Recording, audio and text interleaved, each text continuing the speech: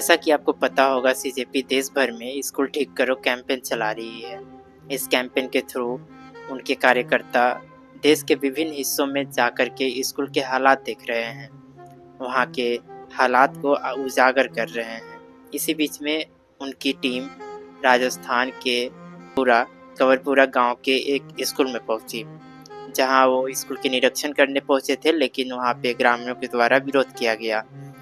लेकिन आपको इस बात को जानकर के हैरानी होगी कि गांव वालों के बीच में ऐसा मिस इन्फॉर्मेशन फैलाया गया। उन्हें लगा कि ये उनके स्कूल को तोड़ने आए हैं, और स्कूल की हालात अगर आप देखेंगे तो वो एक भैंस के तबेले में चलाया जा रहा है। मतलब बगल में भैंस के चारे रखे हुए हैं। स्कूल की हालात ऐसी है, आप तस्वीर में देख सकते हैं। वहाँ पे स्कूल चलाया जा रहा है, और लोगों के बीच में गलत इन्फॉर्मेशन दे करके जो स्कूल के सच में हक के लिए आवाज़ उठाने गए थे, उनके ऊपर हमला कराया गया। और ऐसा नहीं है, जो लोग मिस इन्फॉर्मेशन के शिकार हुए हैं तो वो ठीक है, लेकिन कुछ ऐसे गुंडे हैं जो पूरी तरह से जानलेवा कोशिश कर रहे थे। इनको शर्म आनी चाहिए। आप किस चीज़ का विरोध कर रहे हो?